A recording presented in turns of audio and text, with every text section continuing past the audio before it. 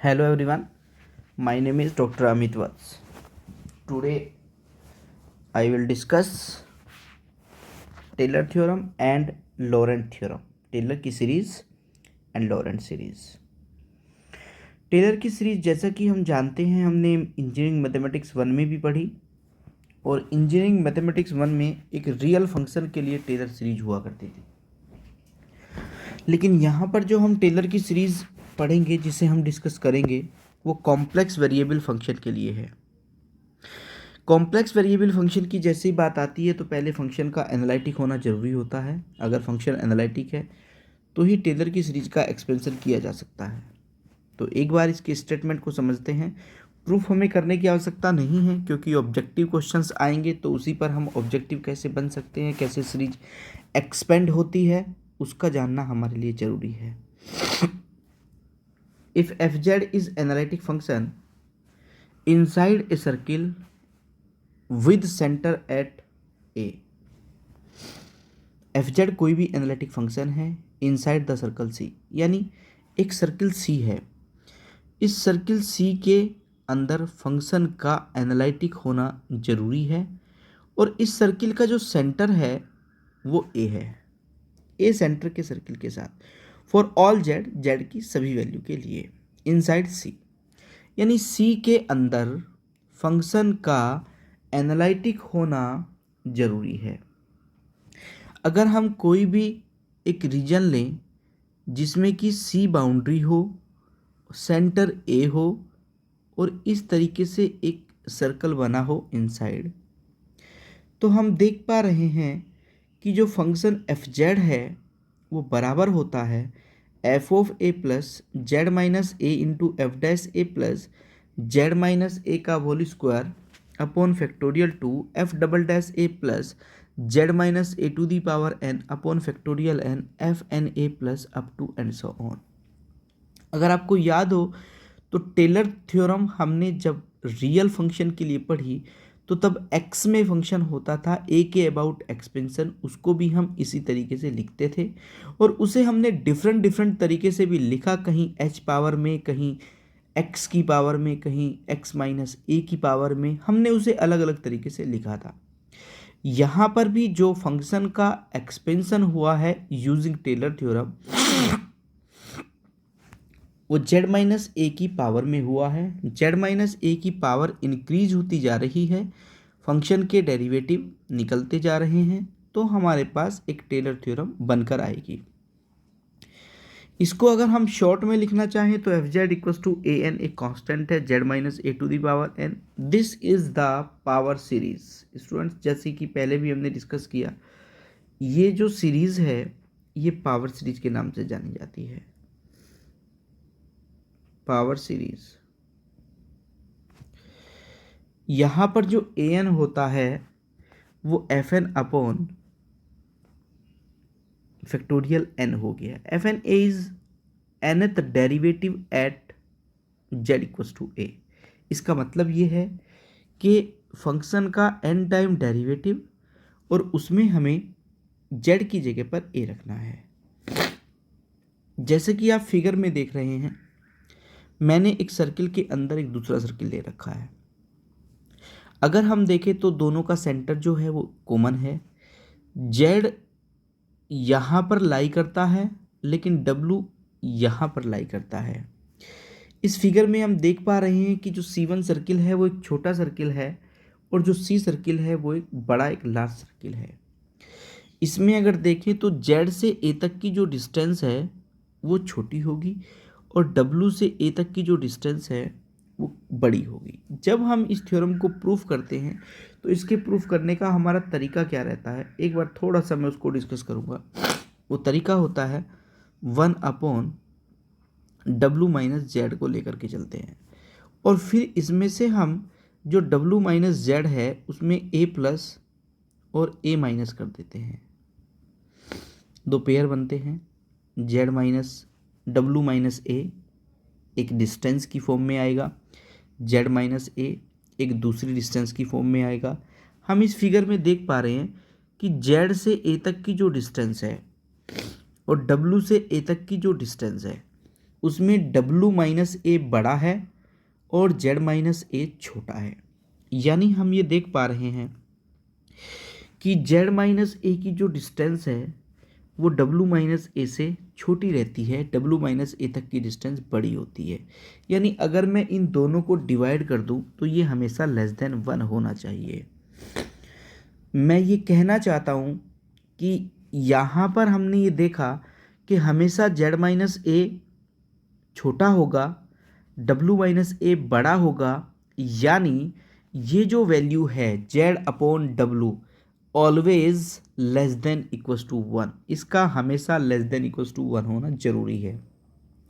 यानी अगर ये जेड इक्वल्स टू जो जेड अपॉन डब्लू जो है मैग्नीट्यूड में अगर ये 1 से छोटा नहीं है तो टेलर का एक्सपेंशन भी नहीं होगा। टेलर का एक्सपेंशन जेड अपॉन डब्लू का जो मैग्नीट्यूड है वो हमेशा 1 से छोटा होना चाहिए, जिस भी पॉइंट के अराउंड हम उसे कर रहे हैं एक्सपेंड।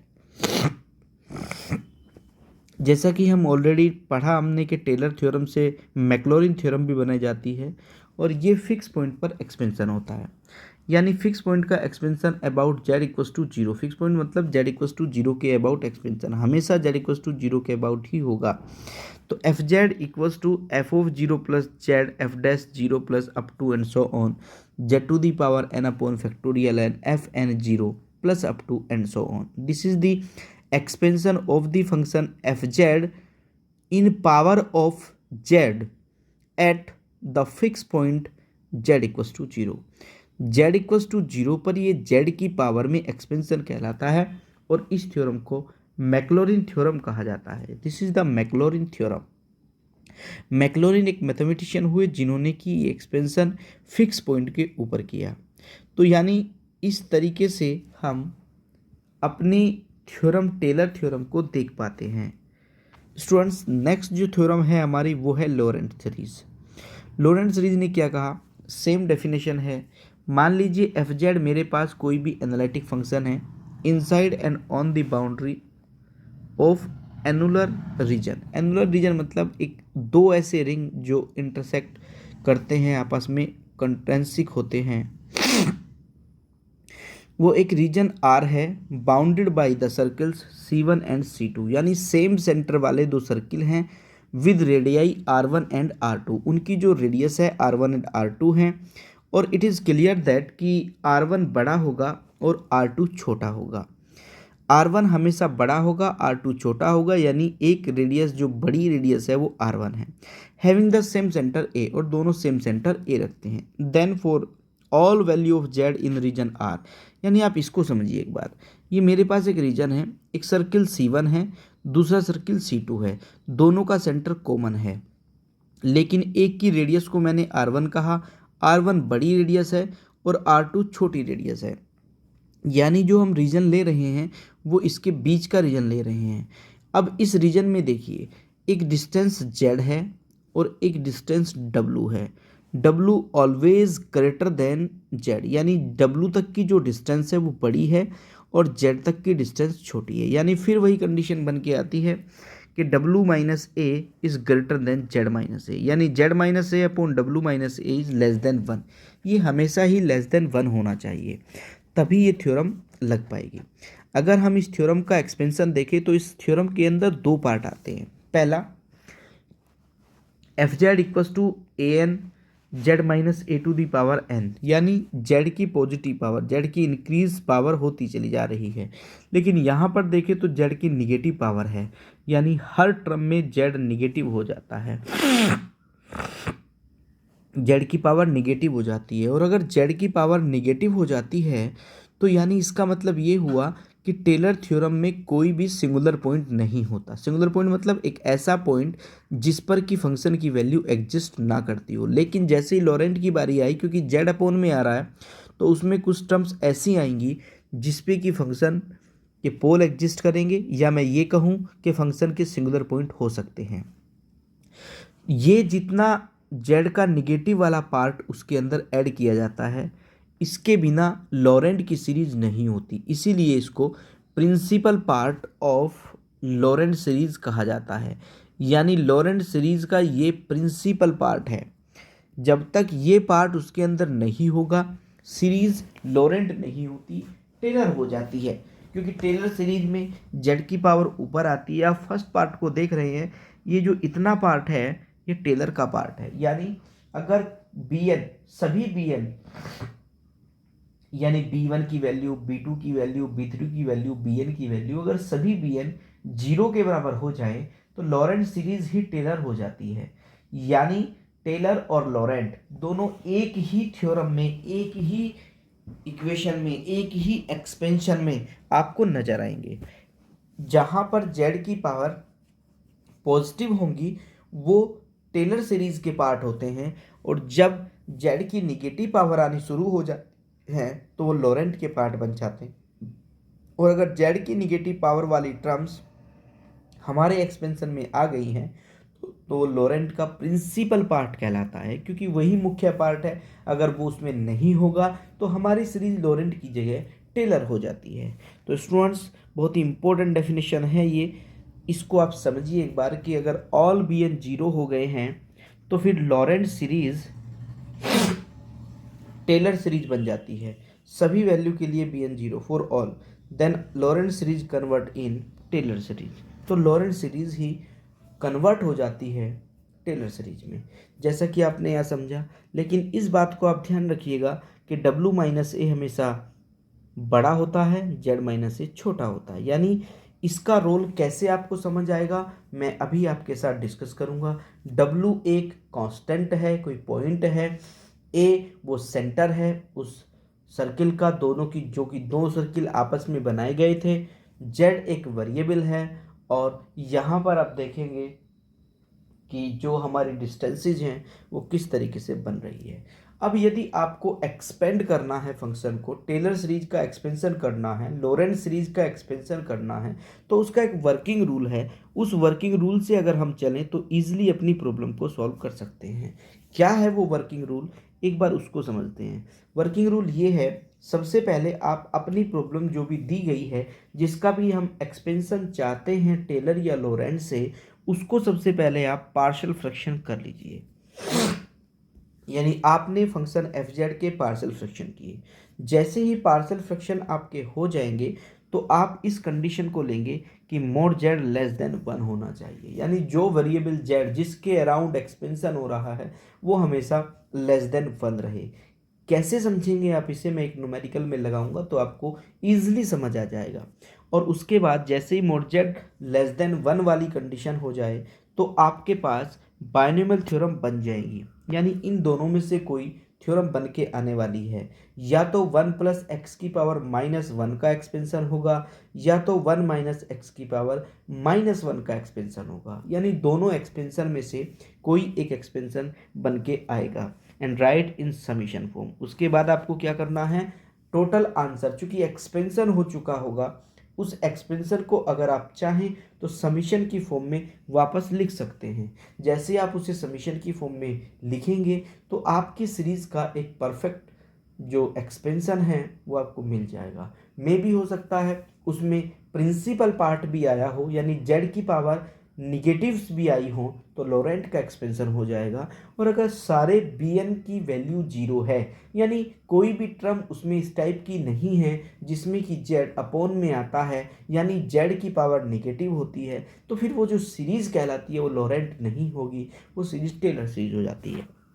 स्टूडेंट्स, एक एग्जाम्पल लेते हैं और उस एग्जाम्पल में डिफरेंट रीजन लेकर के हम अपनी प्रॉब्लम को सॉल्व करते हैं। तो ध्यान से देखिएगा, एक बार अगर आपको बेसिक क्लियर हो गया तो फिर आपको कोई डाउट इसके अंदर नहीं आएगा। जैसे मेरे पास कोई भी फंक्शन है जिसको मुझे एक्सपेंड करना है, ऐसा नहीं है कि डेरिवेटिव निकाल के पॉइंट रख के हम एक्सपेंशन नहीं कर सकते, वो भी एक तरीका है, लेकिन डेरिवेटिव निकालना बहुत लंबा प्रोसेस है। ऐसी प्रॉब्लम जो कि पॉलिनोमियल की फॉर्म में होती हैं, रेशनल फंक्शन की फॉर्म में होती हैं, फ्रैक्शन की फॉर्म में होती हैं, उसे हम ईजिली ऐसे सॉल्व कर सकते हैं। जो भी फ्रैक्शन की फॉर्म में होगा उसको ईजिली हम ऐसे एक्सपेंड करके टेलर और लॉरेंट की सीरीज का एक्सपेंशन निकाल सकते हैं। लेकिन अगर इसके अलावा कोई फंक्शन जैसे एक्सपोनेंशियल फंक्शन है, लॉगरिथम फंक्शन है, कोई ट्रिग्नोमेट्रिकल फंक्शन है, उनके जो एक्सपेंशंस हैं वो हम इस तरीके से नहीं बना पाएंगे, या फिर हमें उनकी सीरीज़ ऑलरेडी जो हमने याद की हुई हैं या इससे पहले हमने कभी पढ़ी हैं उनका यूज़ करके भी हम उनका एक्सपेंशन बना सकते हैं। जैसे कहीं फंक्शन में साइन एक्स आ गया, सॉरी साइन जेड आ गया, टेन जेड आ गया, कोट जेड आ गया, उनके एक्सपेंशन ऑलरेडी हमने पढ़े हुए हैं, उनका सब्स्टिट्यूशन करेंगे, जो सब्स्टिट्यूशन होगा वो उसका एक्सपेंशन ही बन जाएगा। तो यानी लॉरेंट और टेलर की जो सीरीज़ है ऐसे सब्स्टिट्यूशन डायरेक्टली पुट करके भी हम तैयार कर सकते हैं। जैसा मैं देख पा रहा हूँ यहाँ पर मेरे पास एक फ्रैक्शन है और उस फ्रैक्शन में मैंने सबसे पहले ये बताया कि जो भी फ्रैक्शन होता है सबसे पहले आप उसके पार्शियल फ्रैक्शन कर लीजिए। तो मैंने पार्शियल फ्रैक्शन करने के लिए पहले उसके फैक्टर किए और फैक्टर को मैंने एक शॉर्टकट दिया था आप लोगों को पार्शियल फ्रैक्शन करने का कि पहले एक फैक्टर बनाइए, बाकी का बचा हुआ फंक्शन एफ जेड हो जाएगा। ध्यान से सुनिएगा स्टूडेंट मेरी बात, एक फैक्टर बनाइए, बाकी का फंक्शन एफ जेड हो जाएगा, फिर दूसरे फैक्टर की फॉर्म में लिखिए, बाकी का फंक्शन एफ जेड हो जाएगा। यानी बहुत ही आसान सा तरीका है, जितने फैक्टर्स अपोन में बने हैं वन ऑर्डर के, ये केवल वन ऑर्डर का तरीका है। अगर लीनियर फैक्टर हो यानी जेड की पावर अगर वन हो तो उसके लिए ये तरीका है, ये शॉर्टकट है। क्या शॉर्टकट है कि आप एक फैक्टर लिखिए, उसके अलावा जो भी उसमें बचा हुआ है उसको एफ जेड मान लीजिए, जेड माइनस वन की फॉर्म में लिखिए और जो भी बचा हुआ है उसको आप एफ जेड मान लीजिए। तो ये मेरे पार्शियल फ्रैक्शन हो गए हैं। पार्शियल फ्रैक्शन होने के बाद मेरे पास दो टर्म आ गई हैं। पहली टर्म में one upon Z minus two है और दूसरी टर्म में one upon Z minus one है।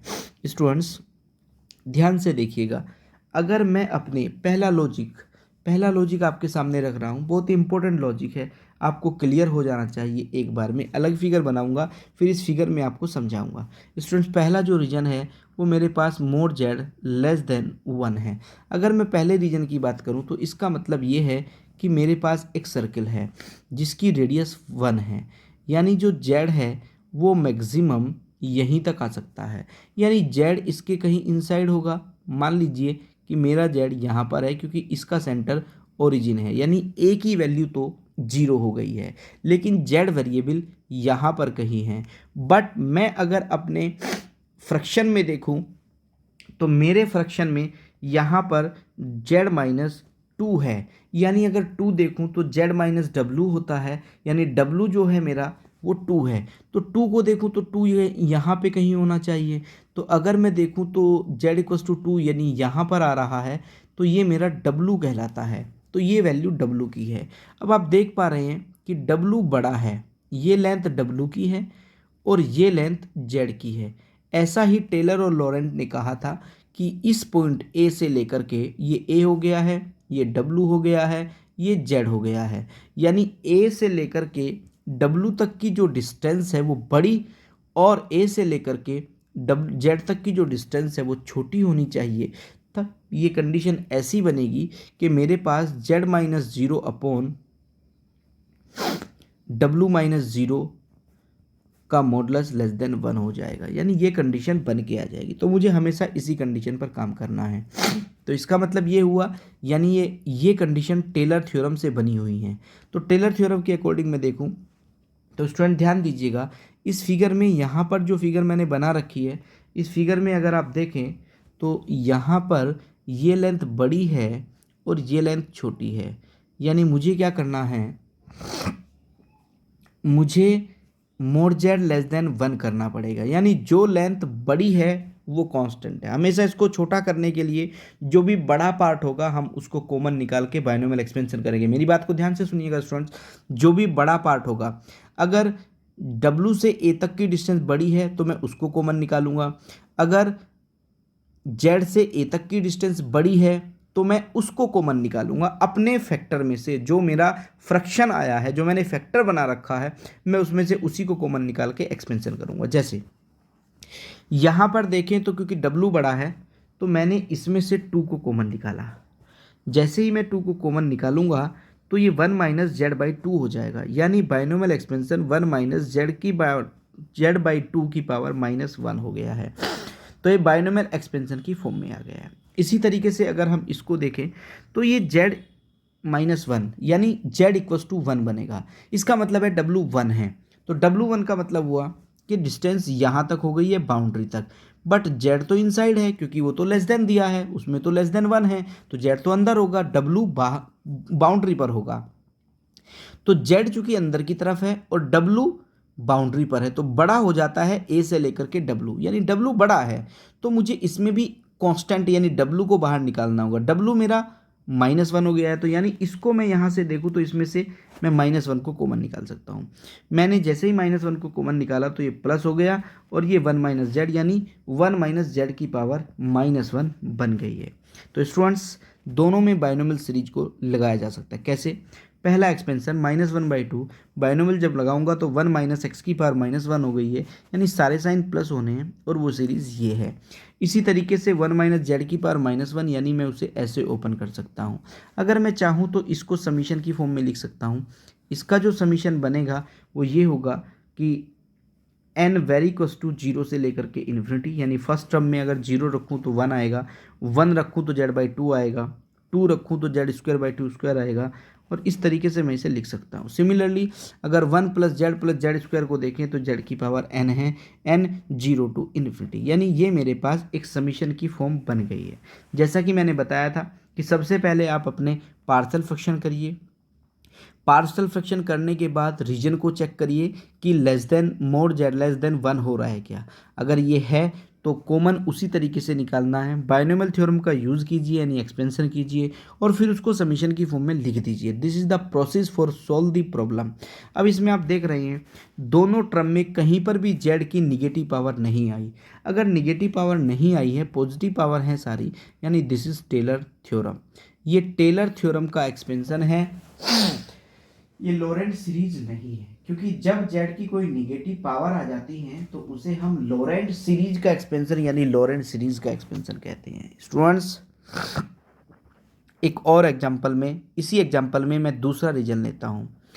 दूसरा जो मेरा रीजन है वो ये है कि z is greater then 1 and less than 2। Function वही है, फैक्टर वही होंगे और जो कि फ्रैक्शन दिया है वही है z-2 एंड z-1, बट जो रीजन है वो 1 और 2 के बीच में है। तो चूंकि 1 से तो रीजन को बड़ा लेना है और 2 से छोटा लेना है, तो z 1 और 2 के कहीं बीच में होगा। मैंने z को 1 और 2 के कहीं बीच में बना दिया है, लेकिन जो w है वो पहला w 2 है। अगर मैं w को 2 कह रहा हूँ तो w बाउंड्री पे कहीं होगा। अब z तो इनसाइड है बट w यहाँ है, इसका मतलब ये लेंथ बड़ी है तो यानी 2 बड़ा हो गया है, तो मुझे इसमें से -2 को कॉमन निकालना होगा।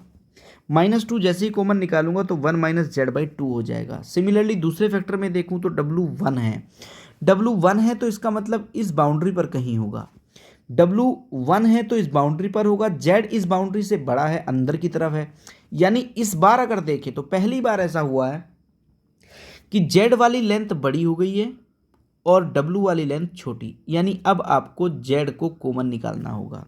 यानी इसमें से हम -1 ना कॉमन लेते हुए इसमें से हम z कॉमन लेंगे, क्योंकि z वाली लेंथ बड़ी है। तो हमने इसमें से z को कॉमन निकाला और इसे 1 - 1/z बनाया। 1/1 - z बनाने के बाद फिर से बाइनोमियल एक्सपेंशन किया, दोनों में ही सीरीज को ओपन किया। इस बार इस सीरीज में आप देखिएगा, और वैसे तो फिगर को देखते ही पता चल गया था कि कॉमन सेंटर के दो सर्किल हैं जो कंट्रेंसिंग है, और इसका मतलब ये हुआ कि एक की रेडियस बड़ी एक की छोटी है तो लॉरेंट बनेगी। तो यहाँ पर देखिए अपने आप ही आप देख पा रहे हैं z की पावर नीचे चल रही है, z की पावर अपॉन में आने का मतलब, z की पावर निगेटिव पावर होने का मतलब है कि सीरीज के अंदर लॉरेंट सीरीज का जो प्रिंसिपल पार्ट होता है वो एग्जिस्ट करता है। क्योंकि प्रिंसिपल पार्ट उसके अंदर एग्जिस्ट कर रहा है तो इसलिए हम कह सकते हैं कि ये लॉरेंट सीरीज एक्सपेंशन है। एक और रीजन मैंने लिया, क्वेश्चन वही है लेकिन रीजन मैंने अलग ले लिया है। Mode z is greater then 2। अगर मोड z ग्रेटर देन 2 है तो इसमें देखें तो मैंने एक ऐसा सर्किल बनाया जिसके z जो है वो 2 रेडियस से बाहर है, यानी z बाहर हो जाएगा, तो z बाहर हो गया है। लेकिन यहाँ पर जो मेरे ये दोनों w होते हैं वो w एक बाउंड्री पर है 2 की और एक अंदर की तरफ है, दोनों में ही z बड़ा है w छोटे हैं, यानी दोनों से ही मुझे z को कॉमन निकालना पड़ेगा। यहाँ से भी मैंने z कॉमन निकाला, यहाँ से भी मैंने जेड कॉमन निकाला, क्योंकि जेड सबसे बड़ा हो रहा है। ए से जेड तक की जो डिस्टेंस है, यानी ए बराबर मेरा 0 है, तो वहाँ तक की जो डिस्टेंस है जेड बड़ी है, डब्लू दोनों छोटे हैं। मैंने उसको दोनों में से जेड को कॉमन निकाला, एक्सपेंड किया और फिर उसको समीशन की फॉर्म में लिख दिया। यानी इस तरीके से हम अपनी प्रॉब्लम को सॉल्व कर सकते हैं। स्टूडेंट्स, बहुत ही इंटरेस्टिंग टॉपिक है ये, क्योंकि अगर एक बार आपको लॉजिक आ गया तो सारी चीज़ें क्लियर हो जाएंगी। यहाँ पर देखिए आप, मुझे इस फंक्शन को एक्सपेंड करना है। 3 रीजन मुझे दिए हैं अलग अलग। एक region mod Z less than 2 है, एक जेड 2 से बड़ा और 3 से छोटा है, और एक जेड 3 से बड़ा है। तो पहला अगर मैं इसके पार्शियल फ्रैक्शन करूं तो मैं देख पा रहा हूं कि ऊपर वाले फंक्शन की जो पावर है वो 2 है, नीचे वाले फंक्शन की जो पावर है वो 2 है, यानी दोनों पावर बराबर हो गई है। पार्शियल फ्रैक्शन करने का ये रूल होता है कि अगर नीचे वाले फंक्शन की पावर बड़ी और ऊपर की छोटी है तो पार्शियल फ्रैक्शन पॉसिबल है। यानी हम ऐसे पार्शियल फ्रैक्शन नहीं कर सकते कि दोनों पावर्स ऊपर और नीचे बराबर हों या ऊपर की बड़ी हो नीचे की छोटी हो, पार्शियल फ्रैक्शन पॉसिबल नहीं होते। तो पहले हमने इसको डिवाइड किया। फंक्शन जेड स्क्वायर माइनस 1 था, इससे जब मैंने डिवाइड किया तो 1 plus 5z minus 7 upon this function, यानी मेरे पास उसका डिवाइडेशन होने के बाद कुछ इस तरीके से आ गया है। अब उसको मैंने डिवाइड करने के बाद पार्शियल फ्रैक्शन भी करने हैं, तो वही मैंने लॉजिक दिया कि पहला फैक्टर और टोटल एफ जेड फंक्शन, पहला फैक्टर और फिर एफ जेड फंक्शन। तो मैंने उसकी वैल्यू जेड की जगह 2 इसमें रखा तो 3 आ गया, जेड की जगह 3 इसमें रखा तो माइनस के 8 आ गया। तो इससे मेरे पार्शियल फ्रैक्शन तैयार हो गए हैं। पार्शियल फ्रैक्शन करने के बाद यानी मेरा जो फ्रैक्शन था उसको मैंने इस तरीके से बना लिया। पहला region mod Z less than 2, अगर मोड जेड लेस देन 2 है तो 1 तो 1 ही रहेगा, लेकिन इसमें अगर मैं देखूं तो जेड यहाँ पर है इनसाइड, क्योंकि सर्किल मुझे दिया है मोड जेड लेस देन 2 है तो 2 रेडियस का सर्किल है, लेकिन जो जेड है इस फैक्टर में वो 3 है, 3 यानी बाहर होगा, इसमें 2 है यानी 2 बाउंड्री पर होगा, यानी दोनों के लिए डब्लू बड़ा है। अगर डब्लू बड़ा है तो जो कांस्टेंट वैल्यू होती है उसी को कॉमन लेना पड़ेगा, यानी इससे मैंने 3 को कॉमन निकाला, इससे मैंने 2 को कॉमन निकाला, बाइनोमियल एक्सपेंशन किया और सीरीज का सम बना दिया। एक और देखें अगर हम तो अलग अलग रीजन में अलग अलग बन जाएगा, यानी जैसे मेरे पास दूसरा रीजन बनेगा जेड 2 से बड़ा और 3 से छोटा, तो मैं देखूंगा वो कहाँ पर लाई करता है। तो एक पॉइंट पर जेड बड़ा आएगा, एक पॉइंट पर जेड छोटा आएगा, कॉमन निकाल सकते हैं, उसी के अकॉर्डिंग एक्सपेंशन कर सकते हैं। जेड ग्रेटर देन 3 पे देखूं तो जेड चूंकि दोनों से ही बाहर होगा, दोनों पॉइंट अंदर की तरफ आ जाएंगे, तो जेड चूंकि बड़ा हो रहा होगा तो दोनों से ही जेड को कॉमन निकाल के इसका एक्सपेंशन कर दिया जाएगा। एक और एग्जांपल मैंने रखा इसी तरीके से, उसमें +2 के फैक्टर हैं, अभी तक -2 के हो रहे थे, लेकिन करने का वही तरीका है।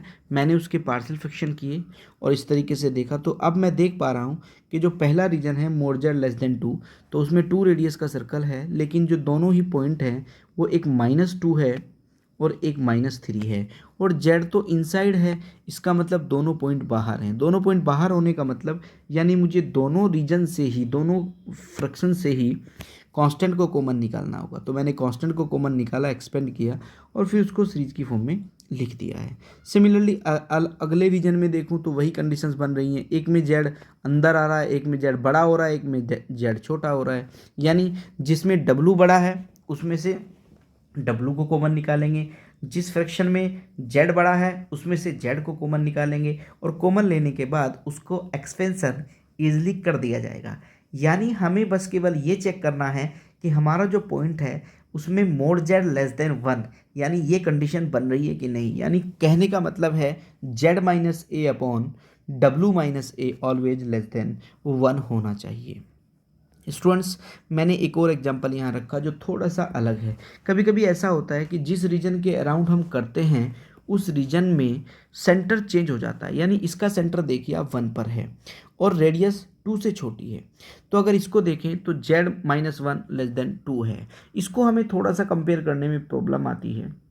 वैसे तो आप डायरेक्टली कर सकते हैं, यानी हर फैक्टर में मैं जेड -1 बना लूँ, ऐसे किया जा सकता है, लेकिन इसका एक सबसे आसान तरीका, ये जो जेड माइनस है इसको किसी वेरिएबल के बराबर मान लीजिए। आप अपनी तरफ से इस वेरिएबल को किसी एस के बराबर मान सकते हैं, टी के बराबर मान सकते हैं, पी के बराबर मान सकते हैं, एल के जो भी आप चाहें, जिस तरीके से चाहें। तो मैंने इसको पी के बराबर माना तो जेड बराबर p+1 हो जाएगा। मैंने अपनी प्रॉब्लम में हर जगह p+1 रखा है, यानी मैंने इसमें भी p+1 रखा और यहाँ पर भी p+1 रखूँगा तो मोड p<2 हो गया है। प्रॉब्लम तो z में ही है, लेकिन p मैंने केवल रखा है, बाद में चेंज कर दूंगा। तो इसके लिए p-1 हो गया। अब इसमें देखूँ तो w यहाँ हो रहा है, z बड़ा हो रहा है। अब जब z बड़ा है तो मुझे z कॉमन लेना होगा, और अगर w छोटा है तो मुझे p कॉमन, यानी मेरे पास अभी p मुझे कॉमन लेना होगा। क्यों? क्योंकि मेरे पास जो p वाली लेंथ है वो बड़ी हो गई है। तो p को मैंने कॉमन निकाला और उसका एक्सपेंशन कर दिया। तो यानी स्टूडेंट्स, टेलर और लॉरेंट कैसे बन रही हैं उनको हम इजीली यहाँ पे देख सकते हैं। लेकिन जैसा कि मैंने पहले आपको बताया कि अगर tan इनवर्स z की सीरीज़ आपको याद है तो आप सीरीज़ खोल दीजिए, सीरीज को ओपन कर दीजिए। यदि सीरीज़ नहीं आती तो आप बना भी सकते हैं, जैसा कि हम इंजीनियरिंग मैथमेटिक्स 1 में करते थे। कैसे? f(z) कोई भी फंक्शन है tan इनवर्स z, और आपको z के पावर में उसका एक्सपेंशन करना है किसी पॉइंट पर। अब कोई पॉइंट अगर मान लीजिए 0 आपको दिया है, यदि नहीं दिया है तो फिक्स पॉइंट पर करेंगे, और कोई पॉइंट है a तो उस पर एक्सपेंशन करेंगे। तो हमने तो टेलर की सीरीज में ऐसा पढ़ा, लेकिन चूंकि वो मैक्लॉरिन चाहता है z=0 पर चाहता है, मैंने इसमें हर जगह 0 रखा, तो मेरी सीरीज इस तरीके से बन जाएगी। इसे मैंने इक्वेशन नंबर 1 कहा। अब मेरा काम क्या है? f(0) निकालना, f'0 निकालना, f"0 निकालना। अगर इन सब की वैल्यू आ गई और इसके अंदर रखी तो थ्योरम का एक्सपेंशन ईजिली हो जाएगा। तो मैंने क्या किया? f(z) फंक्शन का एक्सपेंशन किया, यानी डेरिवेटिव करते गए और उसमें वैल्यू को रखते गए। तो जहाँ जहाँ पर डेरिवेटिव हुए और उनके पॉइंट्स में मैंने वैल्यू रखी, तो f' की वैल्यू 1 हो गई है, f" की वैल्यू ट्रिपल डैश की वैल्यू -1/2 हो गई है। तो उनको जब मैं सीरीज में रख दूंगा तो मेरी सीरीज का एक्सपेंशन हो जाएगा। मैंने आप लोगों की प्रैक्टिस के लिए ये 2 क्वेश्चन भी रखे हैं, आप इनको एक्सपेंड करके देख सकते हैं। जो क्वेश्चन मैंने आपके सामने रखे बहुत ही अच्छे क्वेश्चन हैं, और एग्जाम्पल में भी मैंने सारे इंपॉर्टेंट एग्जाम्पल आप लोगों के साथ डिस्कस किए। हर तरीके का रीजन देखा, कैसे कैसे रीजन बन सकते हैं, क्या रीजन को शिफ्ट किया गया है, क्या ओरिजिन चेंज है। तो सभी तरीके के एग्जाम्पल्स मैंने आपके सामने रखे हैं। तो ये बहुत ही इंपॉर्टेंट टॉपिक है, क्वेश्चन इसके ऊपर जरूर आएगा, टेलर थ्योरम, लॉरेंट थ्योरम। और इसका जो z की पावर अगर निगेटिव हो जाती है तो प्रिंसिपल पार्ट यानी लॉरेंट सीरीज बन जाती है, और अगर सारे bn 0 हो जाए तो फिर लॉरेंट सीरीज ही टेलर सीरीज में कन्वर्ट हो जाती है। यानी टेलर सीरीज में कभी भी z की निगेटिव पावर नहीं होती है। तो स्टूडेंट्स, ये टेलर और लॉरेंट की सीरीज मैंने आपके सामने रखी, बहुत ही इंपॉर्टेंट टॉपिक था। अब अगर आप इसे देखना चाहें तो इस तरीके से वीडियो में देख करके अपने डाउट्स को क्लियर कर सकते हैं। स्टूडेंट्स, इसके बाद एक लेक्चर हमारा होगा, एक वीडियो लेक्चर आएगा जिसमें कि हम पढ़ाएंगे सिंगुलर पॉइंट क्या है और टाइप्स ऑफ सिंगुलरिटी क्या होती हैं, यानी सिंगुलरिटी क्या है और उनको वो कितने टाइप की होती है, कैसे उनको देखा जा सकता है। Thank you very much students, thank you very much.